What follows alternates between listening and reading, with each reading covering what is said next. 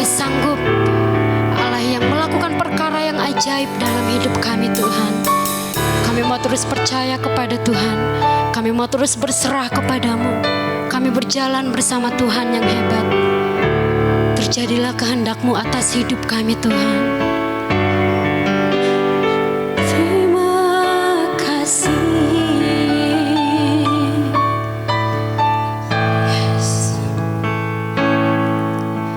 Hidupku dalam tangan-Mu, oh Yesus. Setiap langkah Kau tetapkan bagiku. Walau kadang ku tak dapat mengerti jalan-Mu, tetap ku percayakan hidupku. Sebab aku ini hamba-Mu, oh Yesus, amin. Jadilah padaku seturut firman-Mu. Engkau Tuhan yang selalu menggenapi janji-Mu. Rancangan-Mu terbaik bagiku. Yesus, ku percaya. Yesus, sungguh ku percaya. Rencana-Mu yang ajaib terjadi di dalamku. Yesus, sungguh ku percaya. Kami percaya Tuhan. Hidupku dalam tangan-Mu, oh Yesus. Setiap langkah Kau tetapkan bagiku. Walau kadang ku tak dapat mengerti jalan-Mu, tetap ku percayakan hidupku. Sebab aku ini hamba-Mu, oh Yesus. Jadilah kehendak-Mu atas hidup kami Bapa. Jadilah padaku seturut firman-Mu. Engkau Tuhan yang selalu menggenapi janji-Mu. Rancangan-Mu terbaik bagiku. Yesus, ku percaya. Yesus,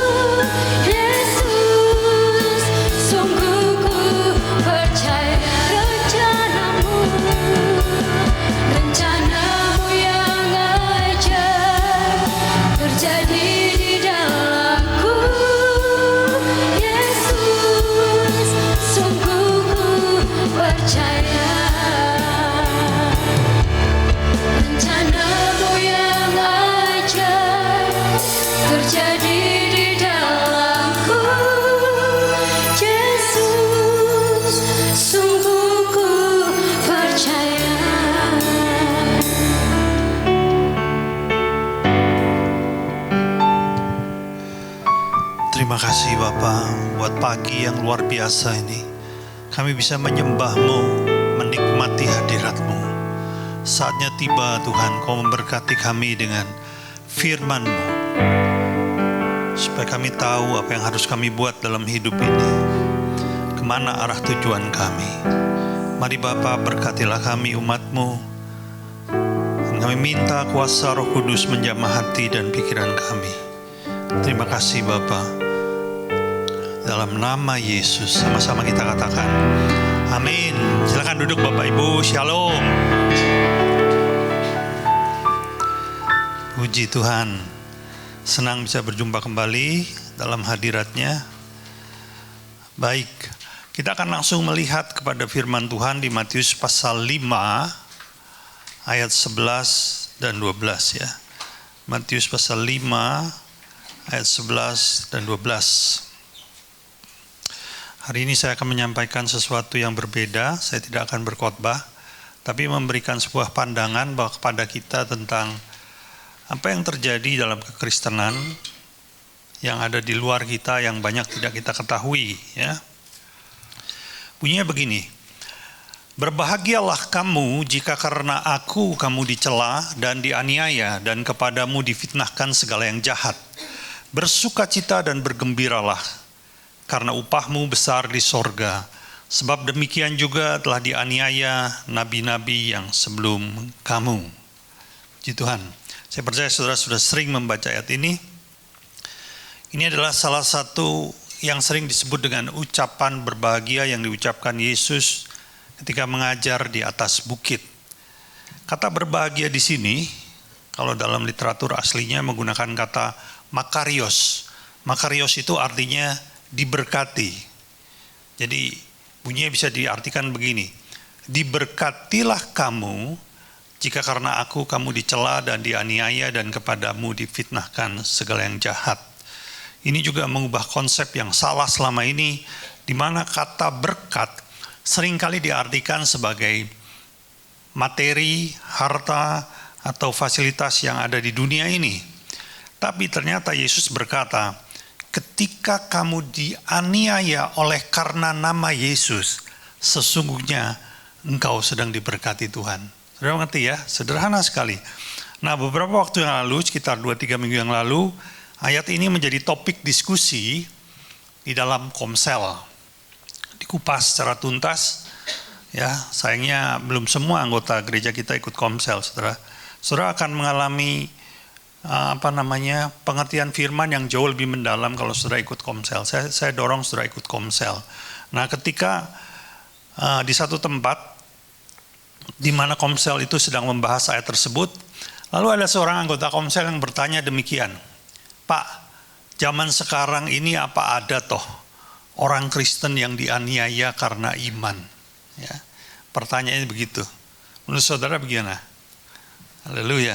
Nah, oleh karena itu pagi ini saya ingin menyampaikan satu hal yang berbeda, satu hal yang mungkin jarang disampaikan dari mimbar gereja. Tetapi sesungguhnya ini adalah fakta yang terjadi di zaman kita ini. Jadi saya nggak bicara 2000 tahun yang lalu loh. Kita bicara hari ini 2025. Agar kita mengerti sesungguhnya kekristenan itu kehidupannya bagaimana secara global ya. Kita tidak hanya melihat dari Indonesia tapi seluruh dunia. Nah, ada satu lembaga internasional, mungkin sudah ada yang tahu, yang bernama Open Doors. Open Doors yang berdiri sejak tahun 1955, didirikan oleh seorang yang sangat mencintai Tuhan bernama Andrew. Lembaga ini adalah lembaga Kristen yang memiliki perhatian kepada orang-orang Kristen teraniaya di seluruh dunia. Jadi dia punya pelayanan yang unik ya, sedikit berbeda, di mana lembaga ini mencatat, mendoakan, membangun hubungan dengan orang-orang Kristen yang teraniaya di seluruh dunia. Ya. Dari tahun ke tahun mereka akan melaporkan hasil dokumentasi mereka kepada gereja-gereja di dunia agar ikut menolong, ikut mendoakan para pengikut Kristus yang dianiaya ini. Nah, ada satu tabel yang terus-menerus diperbaharui setiap tahun. Dan itu ditampilkan di website mereka, jadi saudara bisa lihat di Google ya, di website mereka. Tapi saya ambil yang tahun 2025. Tolong tampilkan tabel 1.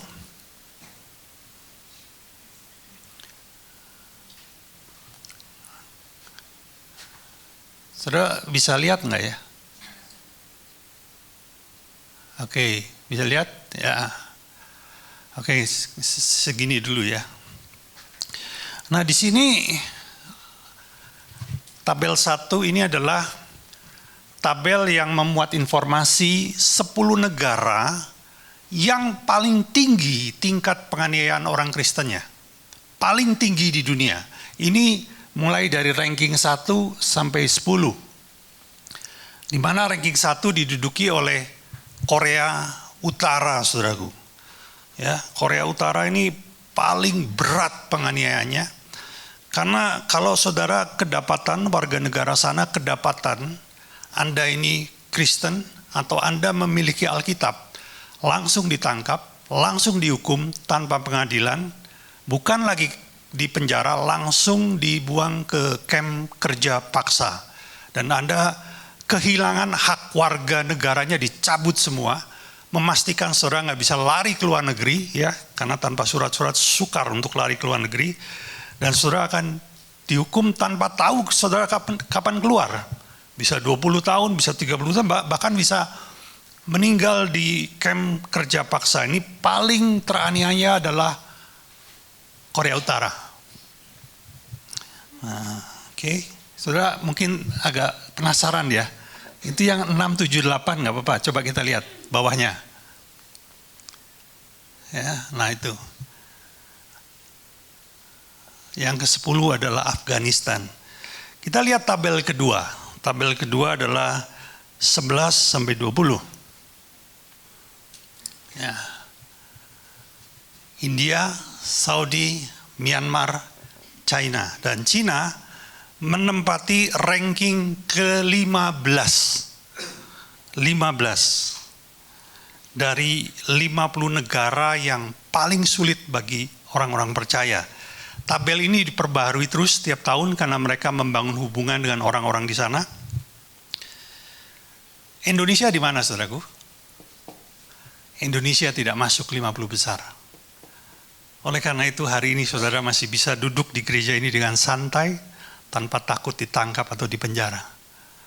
Tapi orang-orang di sana nggak bisa sebebas saudara.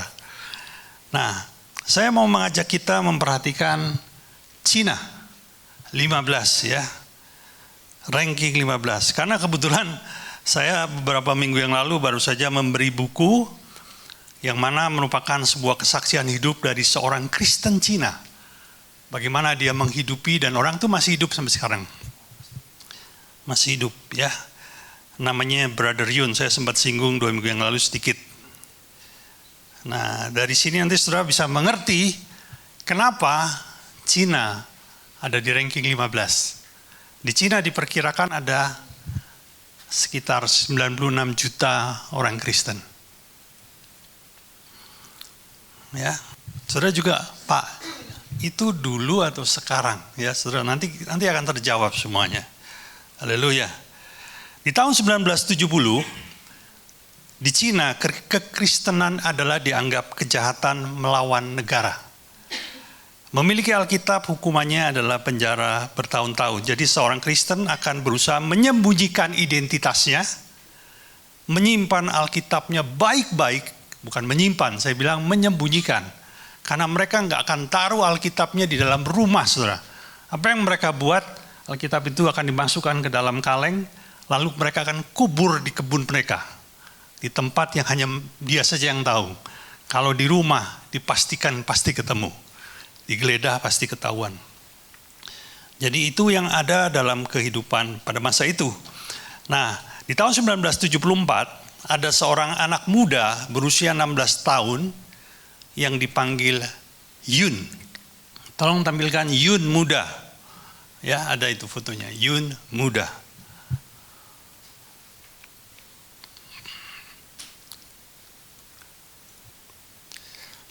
Bisa? Oke. Oke. Bisa perbesar dikit biar jelas.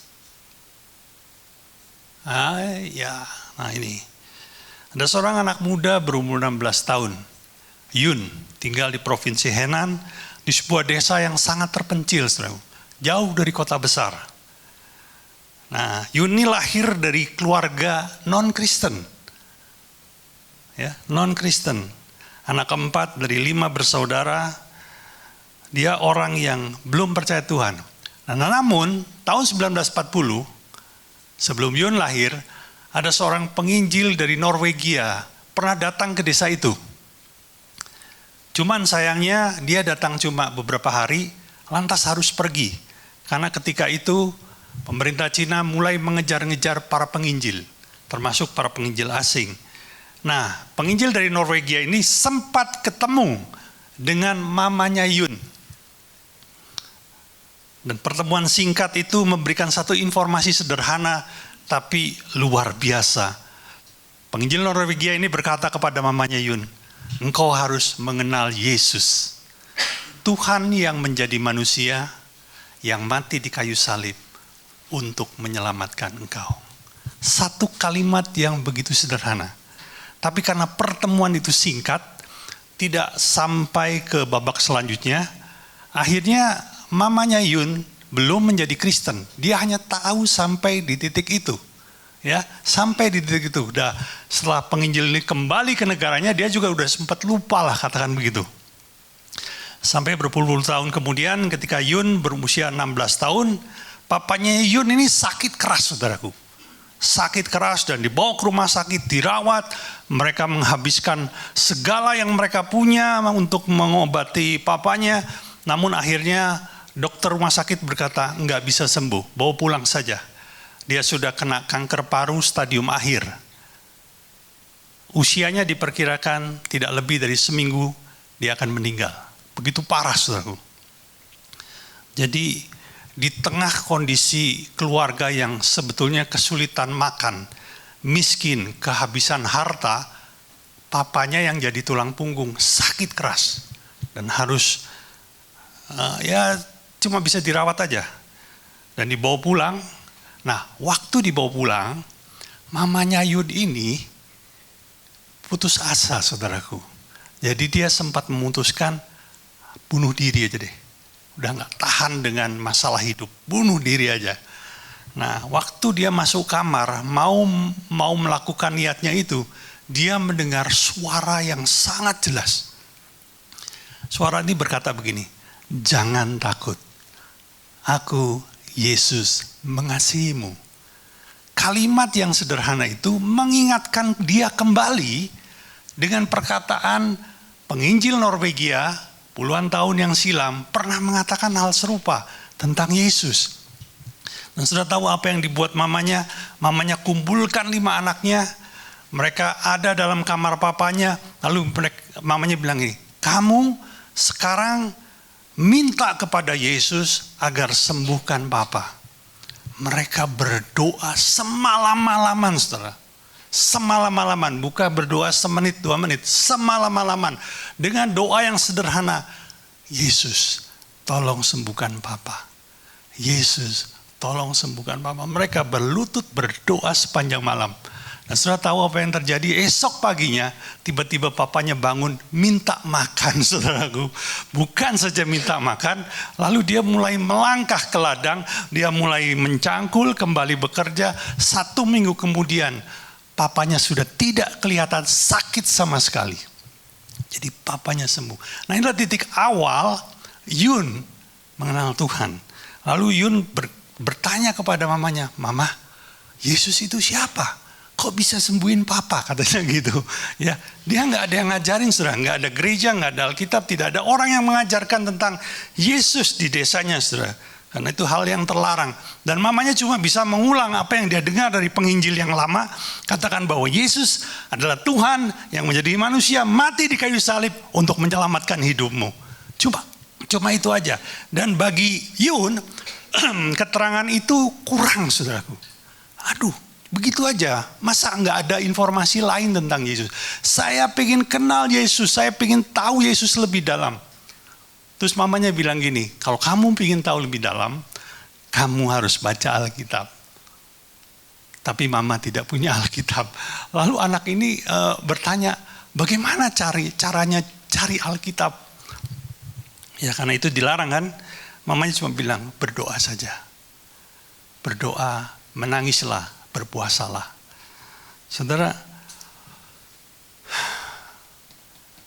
mungkin di titik itu saudara pernah berdoa untuk sesuatu yang kelihatannya aneh ya saudara ya. Bayangkan, di sebuah desa yang terpencil, tidak ada gereja, tidak ada orang Kristen, tidak ada toko buku rohani. Lalu ada seseorang berseru-seru setiap hari, berpuasa. Jadi dia putuskan hanya makan sekali sehari, berpuasa selama 100 hari, minta kepada surga untuk memberinya Alkitab. Permintaan yang aneh ya saudara ya. Dan mungkin saudara berkata, aduh itu gak mungkin lah Pak, itu gak mungkin. Dan ketika mamanya melihat anaknya tiap hari berteriak-teriak, meminta kepada Tuhan untuk memberi Alkitab, mamanya bilang, Tuhan tolong sembuhkan anakku, sudah gila. Itu yang didoakan oleh mamanya. Dia kira anaknya gila saudaraku. Tapi tahukah saudara, tepat di hari ke-100, Yun mendapat penglihatan. Malam ketika dia sedang berteriak-teriak itu dia mendapat penglihatan. Dan dia lihat ada seorang bapak tua ditemani oleh 2 orang. Dia ingat wajahnya persis. Dia ingat semua persis. Lalu bapak tua itu memberikan roti yang dimasukkan ke dalam kantung merah. Dan 2 orang ini diberi perintah. Kamu antarkan roti ini kepada Yun. Lalu 2 orang ini pergi ke rumah Yun. Dan tiba-tiba penglihatannya lenyap. Sampai di situ. Aneh ya. Yun bingung apa maksudnya. Dan tahu saudara, 1-2 jam kemudian, jam 1 malam, ada orang ketuk pintu. Dan ketika dia buka, itu adalah 2 orang yang dia lihat persis di dalam penglihatannya. Persis sama.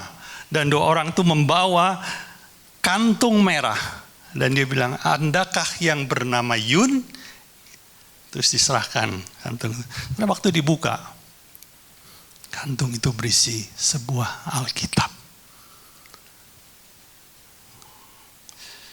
Dan ini merubah kehidupan Yun. Dia kayak orang yang gak pernah makan lihat makanan, saudara. Jadi dia memperlakukan Alkitab itu seperti orang kelaparan makan gitu, saudara. Dia habisi setiap hari. Dia bolak-balik, dia baca. Dan sejak itu, Yun memberitakan tentang Yesus kepada tetangganya, kepada temannya, kepada orang-orang yang dia bisa jangkau. Saudara tahu, dalam 1 tahun, Yun memenangkan 2.000 jiwa. Hanya dalam waktu 1 tahun. Di usia 16 tahun, tidak pernah sekolah Alkitab, tidak pernah ada yang mengajari, tapi dipakai Tuhan luar biasa. Nah saudara, hal itu merubah dari Yun yang tidak dikenal, menjadi Yun yang terkenal. Kenapa? Karena akhirnya polisi rahasia mendeteksi di satu desa ada seorang penginjil. Dan mereka mulai mencari-cari, dapat informasi. Yun ini mulai ditempel fotonya di mana-mana. Dianggap sebagai buronan negara, saudaraku. Dari seorang yang tidak dikenal, dicari, dikejar-kejar. Bahkan akhirnya Yun ditangkap 30 kali. Berulang kali dia bisa meloloskan diri. Dipenjara 4 kali. Disiksa berulang-ulang. Tapi sampai hari ini, Yun masih hidup. Ini adalah sekelumit kisah tentang orang Kristen di Cina, saudaraku. Yang luar biasa, justru di dalam tekanan yang hebat, Tuhan menyatakan mujizat demi mujizatnya secara luar biasa di Cina.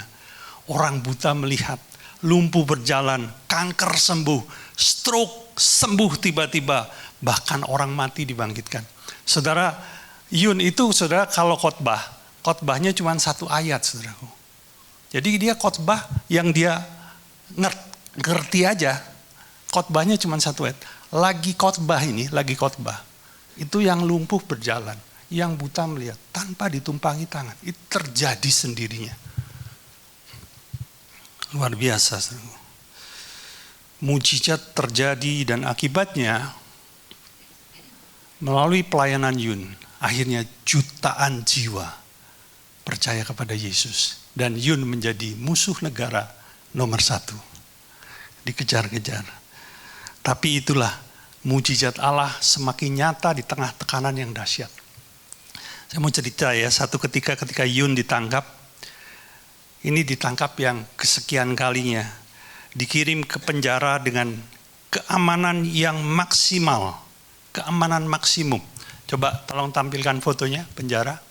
Nah, ini penjaranya saudara, ini dari tampak luar, ini dari tampak samping. Ini penjaranya. Penjaranya besar, saudara. Lebih besar dari penjara Lowokwaru Malang. Dan Yun ditempatkan di sel yang paling dalam. Karena ya sempat berkali-kali lolos.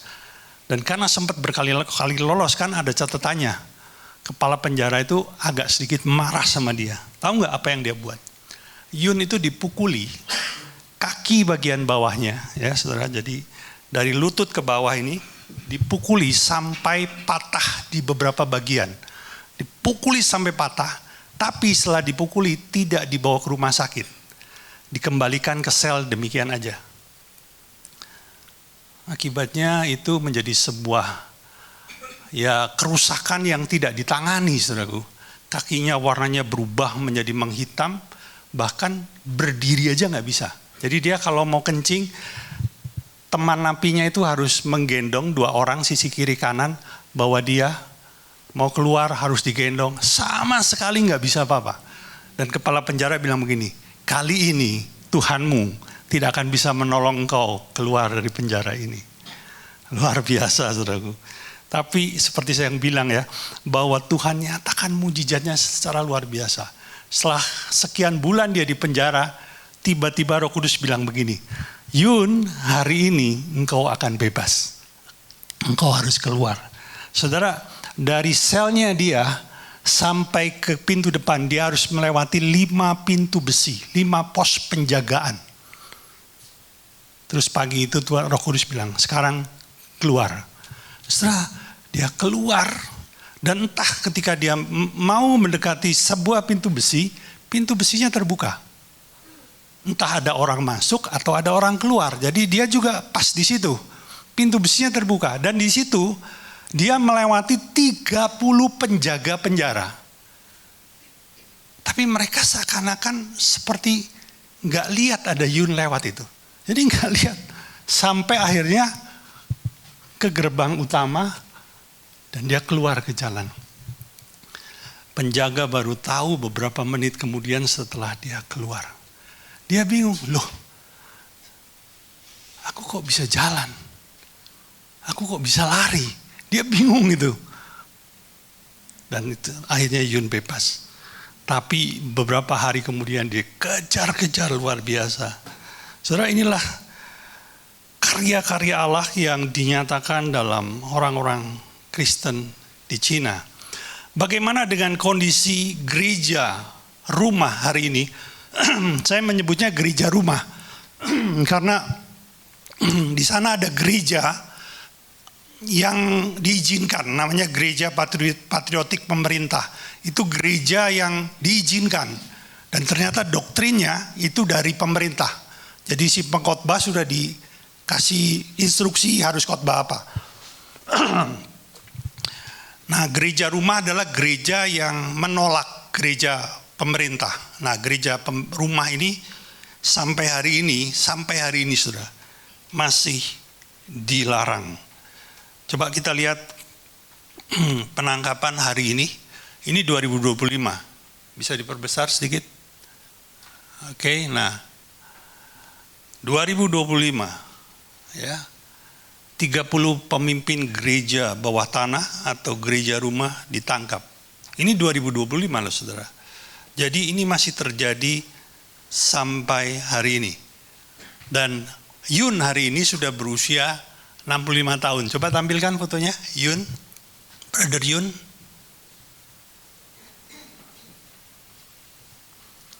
Nah, sekarang dia seperti itu. 65 tahun ada di mana, saudara? Ada di Jerman. Dia nggak bisa lagi masuk Cina. Tapi apakah dia berhenti melayani? Oh tidak. Gereja-gereja rumah yang ada di Cina masih berhubungan dengan dia dan dia sekarang menjadi pengantara, menjadi jembatan bagi gereja-gereja di luar Cina yang punya hati untuk Cina. Yuni menjadi penghubung dengan gereja-gereja rumah di Cina, saudaraku. Haleluya. Saudara nanti kalau mau baca secara lengkap, mau tahu secara lengkap, saudara boleh baca bukunya ya. Nah saudara, satu ketika ada seorang hamba Tuhan dari Amerika yang melayani ke Cina. Jadi dia melayani ke Cina dalam rangka melatih para pemimpin gereja rumah, memberikan pembekalan tentang Alkitab. Namanya Wayne Cordeiro. Mungkin ada yang tahu di sini? Ya, saya kebetulan nggak punya fotonya. Wayne Cordeiro ini sempat seminggu ada di sana dan dia memberikan pembekalan.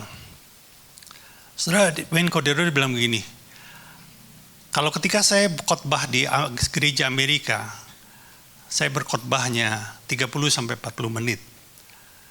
Tapi saya tidak diizinkan untuk berhenti berkhotbah mulai jam 8 pagi sampai jam 5 sore di Cina. Mereka begitu haus dan lapar. Ketika dia melayani di sana ada 22 orang yang hadir. 22 orang dari pemimpin gereja rumah yang hadir. Nah, Wayne bertanya begini, seandainya hari ini kita ditangkap, apa yang akan terjadi dengan saya? Terus mereka bilang begini, Anda akan dideportasi dalam waktu 24 jam dan kami akan dipenjara selama 3 tahun. Lalu Wayne juga bertanya, adakah dari 22 orang ini yang sudah pernah dipenjara? 18 orang mengangkat tangan, saudaraku. Hanya 4 orang yang belum pernah dipenjara. Ketika Wayne membagikan 15 Alkitab yang dia bisa selundupkan ke sana, tentunya tidak semua orang bisa menerima Alkitab karena jumlahnya 22 ya, yang di bawahnya 15. Jadi ada beberapa orang yang nggak dapat. Lalu Wayne mengajak mereka membuka 1 Petrus 1 ayat 10, saudaraku. Sebagian besar dari mereka tidak membuka Alkitabnya ketika ayat itu dibacakan. Tidak membuka. Tapi mereka bisa mengucapkan ayat itu tanpa kesalahan. Lalu Wayne bertanya, apakah Anda hafal isi Alkitab? Dan sebagian besar mengatakan, ya. Kenapa engkau hafalkan? Nah, ini jawabannya luar biasa. Memiliki Alkitab di negara kami adalah dilarang. Kalau polisi mendapatinya, maka polisi akan segera menyitanya. Tapi bila Alkitab itu sudah ada dalam hati kami, tidak ada seorang pun bisa mengambilnya. Saudara, mereka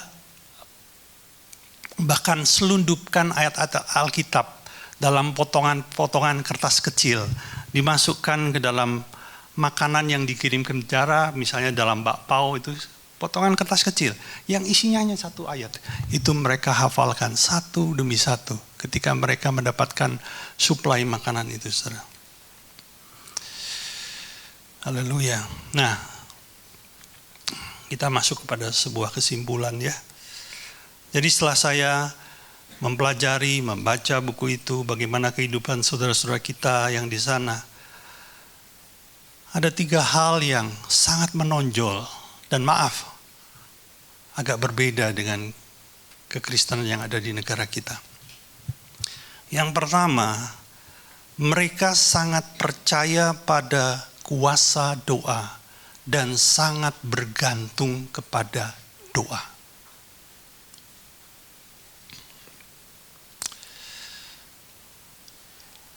Satu ketika Yun di penjara, Roh Kudus bilang begini sama dia, ada saatnya engkau harus diam dan berpuasa. Lalu apa yang dia buat? Ketika dia mendapat tuntunan seperti itu, dia berhenti makan, dia berhenti minum selama 24 jam, selama 74 hari. Tidak ada makanan yang masuk, tidak ada air yang masuk ke mulutnya. 74 hari. Sampai rekan-rekan satu selnya mengatakan, engkau manusia dewa. Kok enggak mati-mati? Dari bobot tubuh 60 kilo, menyusut menjadi 30 kilo. Bayangkan orang sebesar saya beratnya 30 kilo. Saudara bisa bayangkan tuh rupanya kayak apa. Waktu istrinya menjenguk dia, istrinya bilang begini, Yun, telingamu hanya sebesar kismis. Saudara tahu, menyusut saudara. Karena tidak ada nutrisi yang masuk. Tapi dia tetap hidup. Dan di titik itu, Tuhan menyatakan tuntunan demi tuntunan. Secara jasmani dia melemah, tapi secara rohani dia mengalami terobosan. Saudara, kebergantungan orang sana terhadap doa itu luar biasa. Ketika saya merenungkan, mungkin ya, ini analogi atau ini sesuatu yang saya buat-buat atau bagaimana, tapi paling tidak masuk akal. Mereka itu tidak punya fasilitas, saudaraku. Mereka nggak punya harta, mereka nggak punya uang. Bayangkan kalau di sini, saya bukan berarti bilang bahwa Anda itu tidak suka berdoa. Saya percaya Anda juga berdoa. Tapi misalnya begini, Anda sakit, Anda berdoa minta sembuh. Tapi kan Anda masih punya uang dong. Masih bisa pergi ke dokter, masih bisa ke rumah sakit, masih bisa ke lab, masih bisa beli obat. Anda mengerti? Di sana mereka nggak punya apa-apa, saudaraku.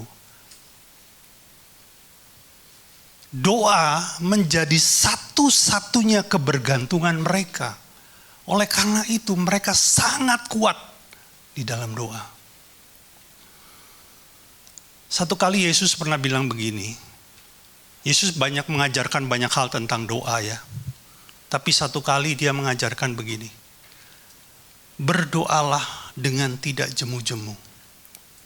Lalu dia memberi penjelasan apa yang dimaksud dengan tidak jemu-jemu.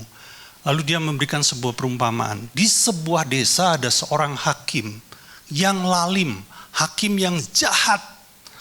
Lalu ada seorang janda tua datang kepada hakim itu untuk dibela secara hukum. Dan karena hakim ini jahat, mungkin karena dia nggak dapat uang sogokan, dia nggak mau menolong janda itu, mengabaikan janda ini, memberikan banyak alasan supaya dia nggak perlu keluar tenaga buat janda ini. Tapi Yesus bilang, tapi janda ini datang terus setiap hari. Sehingga satu hari sang hakim bilang begini dalam hatinya, ini kalau enggak ditolong-tolong, aku yang repot. Dicari oleh dia terus menerus. Ya udahlah aku tolong aja, biar dia enggak datang lagi. Itu doa yang tidak jemu-jemu. Dan itu doa yang mereka lakukan. Haleluya. Yang kedua, bagi mereka firman adalah harta yang sangat berharga. Mereka sangat percaya apa kata firman Tuhan. Sangat percaya. Ketika firman berkata, engkau menumpangkan tangan atas seseorang sakit dan orang itu akan sembuh. Satu kali Yun, dia ketika dia ada waktu senggang, dia itu suka mijetin sesama teman napi. Dan itu beritanya menjadi kemana-mana. Dan ada dokter penjara datang. Dia bilang gini, Kak, saya dengar kamu itu ya, pintar mijet ya. Bisa nggak bantu saya? Mertua saya stroke. Sudah bertahun-tahun. Nah, kalau kamu bisa pijat itu meringankan penderitaan dia. Bisa nggak? Dia bilang, bisa. Sebetulnya Yun itu mau menginjili gitu ya.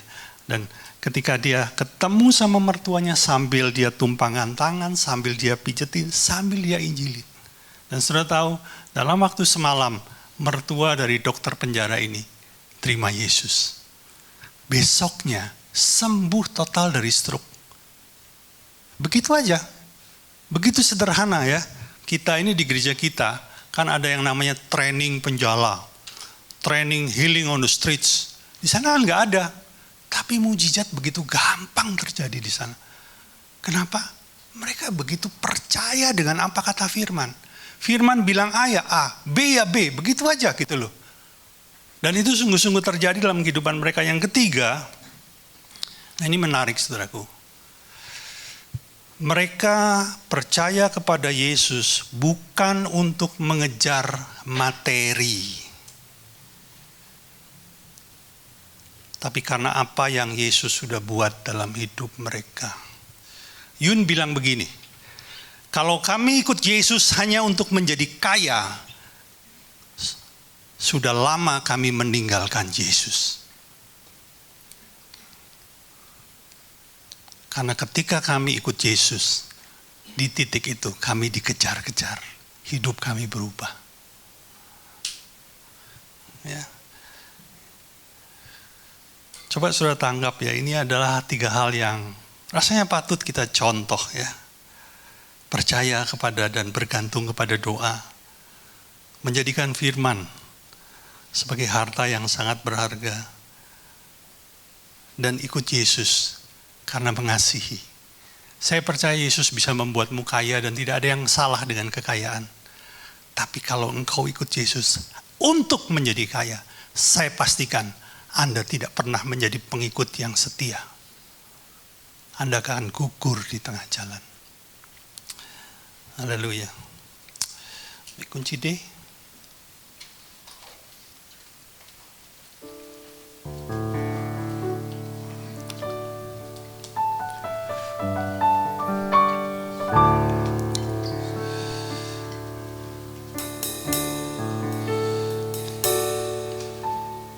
Ku bersyukur kau memilihku menjadi hamba-Mu, melayani-Mu sehidupku. Ku serahkan untuk kemuliaan-Mu. ku mau setia sampai melayani seumur hidupku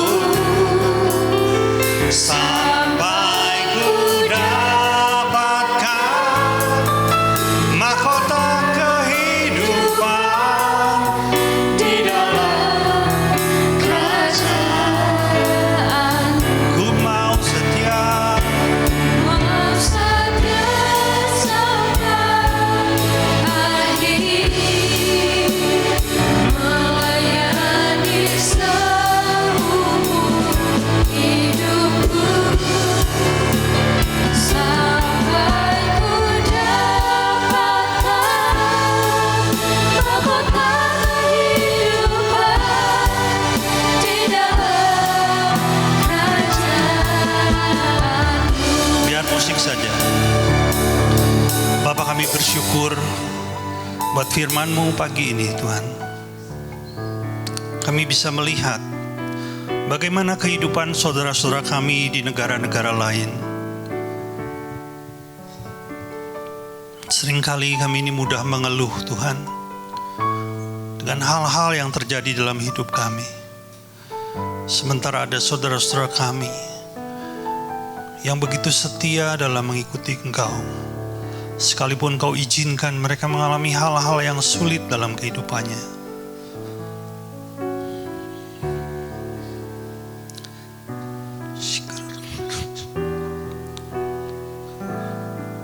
Pagi ini kami bersehati Tuhan. Kami minta berkat-Mu. Kami minta pertolongan-Mu. Kami minta kekuatan-Mu buat saudara-saudara kami yang mengalami aniaya. Kami minta penyertaan-Mu Tuhan. Dan beri hati kami selalu bersyukur kepadamu.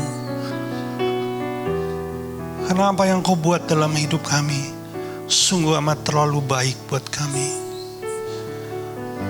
Jangan izinkan kami hanya melihat hal-hal yang tidak perlu dalam kehidupan kami. Yes Lord. Terima kasih Bapa. Ku mau setia sama melayani seumur hidupku sampai ku dapatkan mahkota kehidupan di dalam kerajaanmu.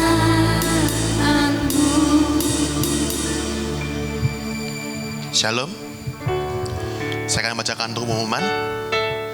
Bagi Bapak Ibu Saudara yang ingin memberikan persembahan, dapat mengambil amplop yang di depan Bapak Ibu Saudara dan memasukkannya ke kotak persembahan setelah ibadah ini selesai. Untuk ibadah online dapat diakses nanti siang jam 1. Untuk linknya akan diinformasikan melalui grup WhatsApp gereja. Untuk membangun keintiman dengan Tuhan, gereja mengajak semua jemaat untuk menyembah Tuhan di rumah masing-masing setiap jam 8 malam. Saudara bisa mengajak seluruh anggota keluarga untuk terlibat dalam penyembahan. Doa malam diadakan pada hari Rabu jam 7 malam. Bapak Ibu yang hadir dapat hadir 15 menit lebih awal. Komsel diadakan sesuai dengan jadwal yang tertayang di layar. Itu aja untuk pengumuman. Saya undang Bapak Ibu jemaat untuk bangkit berdiri. Kita akan menutup ibadah dengan berdoa.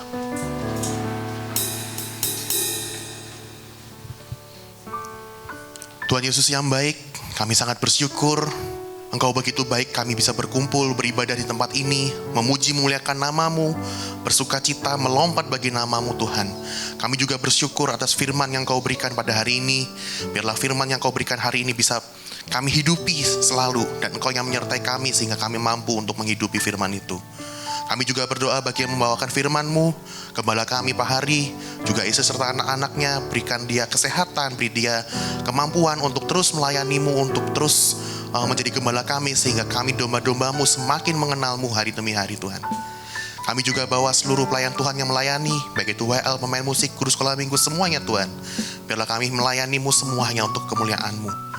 Kami juga berdoa bagi seluruh jemaat GBI Hope, baik yang bisa hadir hari ini maupun yang tidak bisa hadir. Engkau yang menyertai kami dalam setiap apapun yang kami berbuat, baik itu dalam studi kami, pekerjaan kami, semuanya Tuhan. Biarlah Engkau yang berkarya dalam hidup kami, sehingga kami bisa muliakan nama-Mu dari setiap apapun yang kami lakukan. Juga berkatilah kami dengan kekuatan-Mu, dengan kemampuan daripada-Mu, sehingga kami bisa menghidupi firman kebenaran-Mu, dan dunia bisa melihat bahwa Engkaulah Tuhan Raja kami. Kami juga berdoa bagi bangsa dan negara ini, berkatilah kota Malang, Indonesia, dan juga seluruh pemimpin negeri ini, baik itu dari presiden, wakil presiden, jajaran para menteri. Beri mereka hati pemimpin, sehingga mereka bisa memberikan keputusan terbaik hanya bagi rakyatnya aja Tuhan. Dan juga kami berdoa bagi Indonesia, rakyatnya Tuhan, curahkan hujan pertobatan lawat negeri ini, dan pakai gereja ini untuk bisa memenangkan jiwa-jiwa di Indonesia Tuhan. Terima kasih Tuhan. Kami juga berdoa bagi persembahan kami, biarlah kami bisa memberi dengan hati yang tulus, dan persembahan ini bisa diberikan untuk memperlebar kerajaan-Mu di muka bumi. Terima kasih Tuhan, kami sangat bersyukur. Sebentar kami akan pulang, kami siap untuk menerima berkat hanya daripada-Mu. Mari kita angkat tangan kita.